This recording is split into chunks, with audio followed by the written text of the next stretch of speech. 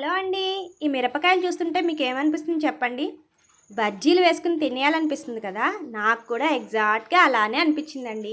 పదండి ఇంకెందుకు ఆలస్యం బజ్జీలు వేసేసుకుందాం. అందుకోసం ముందుగా 3/4 కప్ వరకు శనగపిండి అయితే తీసేసుకున్నానండి. క్రిస్పీనెస్ యాడ్ చేయడం కోసం 2 స్పూన్స్ వరకు బియ్యం పిండి అయితే తీసుకున్నాను. సో, ఇందులో కొద్దిగా పసుపు, కొద్దిగా డైజెషన్ కోసం వామ్ వేసుకుంటున్నాను. అదేవిధంగా ఒక స్పూన్ వరకు చిన్న స్పూన్ వరకు కారం వేసుకుంటున్నాను.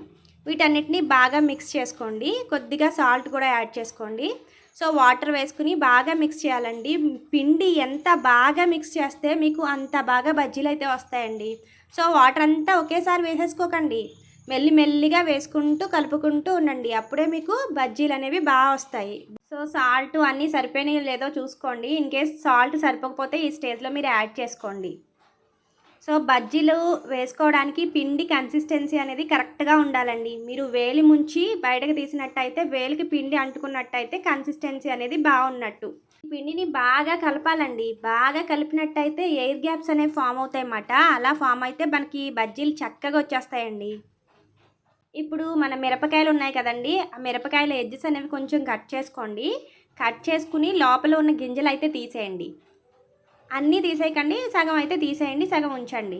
తర్వాత దానిలో జీలకర్ర, ధనియాలు, వామ్ పౌడర్ ఈ 3 మిక్స్ చేసిన పౌడర్ని అయితే పెట్టేయండి. బాండీలో ఆయిల్ని హీట్ చేసుకోండి. మనం కలిపి పెట్టుకున్నాం కదండి పిండిని, దాన్ని ఒక గ్లాస్లోకి అయితే ట్రాన్స్ఫర్ చేసుకోండి. గ్లాస్లోకి ట్రాన్స్ఫర్ చేసుకున్నట్టయితే మనం పచ్చిమిరపకాయ ముంచడానికి ఈజీగా ఉంటుంది.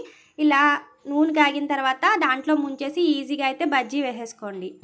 బజ్జీని వేసిన వెంటనే ఇంకో బజ్జీ వేసేయకండి. ఎందుకంటే ఈ బజ్జీకి ఉన్న శనగపిండి కిందకి దిగిపోకుండా ఆయిల్ అయితే బజ్జీ పైన ఈ విధంగా వేస్తూ ఉండండి. అప్పుడు పచ్చిమిరపకాయ అనేది బయటికి కనిపించకుండా ఫుల్ కవర్ అయ్యి ఉంటుందన్నమాట ఈ శనగపిండి అనేది.